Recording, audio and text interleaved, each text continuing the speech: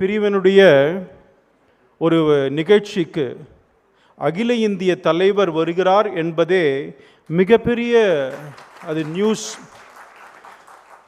எனக்கு தெரிஞ்சு நான் கட்சியில் 35 வருஷமாக இருக்கேன், நான் பார்த்ததில்லை.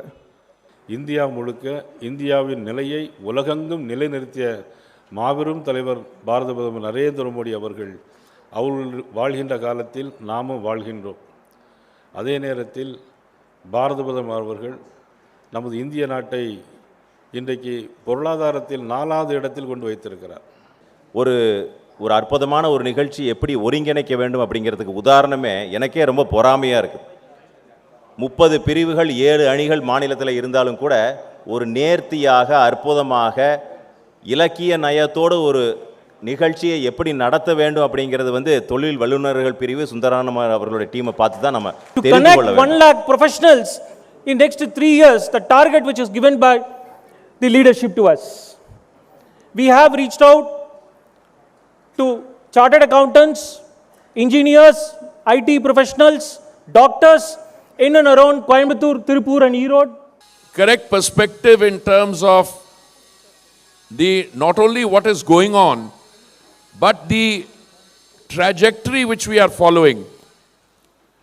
I think that in itself is a very major thing.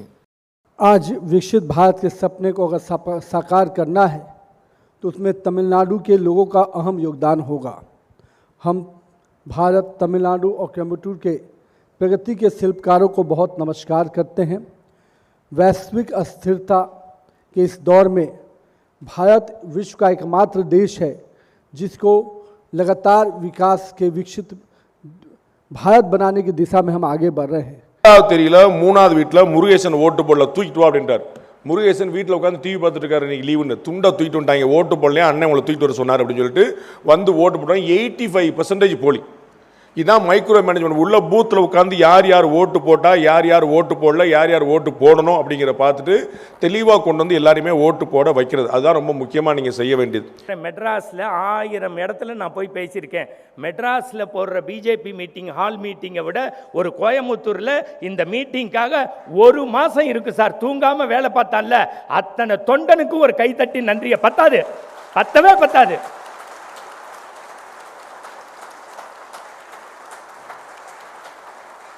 Sir சேர் எடுத்து போடுவான் ஒருத்தன், துண்டை எடுத்து கொடுப்பான் ஒருத்தன், தண்ணி கொடுப்பான் ஒருத்தன், போலீஸ் பெர்மிஷன் வாங்கியிருப்பான் ஒருத்தன். ரயில்வே ஸ்டேஷனுக்கு காலைல சார் என் கல்யாணத்தில் எங்கள் மாமனாரே என்னை ரிசீவ் பண்ண வரல, 4:30 மணிக்கு குளிரில் வந்து நின்னான்னா அதான் சார் பிஜேபியோட ஒழுக்கம். ஆக இவ்வளவு பெரிய காரியம் நடந்திருக்கிறது அப்படின்னா மோடியை சுற்றி எவ்வளவு பெரிய ஆபத்து சூழ்ந்திருக்கும் என்பதை புரிந்து கொள்ளுங்கள். இதை மோடி எந்த இடத்துல அழுத்திக்கல, போகிற போக்கில் ஒரு வார்த்தையில் அப்படி தூக்கி போட்டு போனார். பத்திரமாக திரும்பி வந்ததற்காக இதுதான் மோடி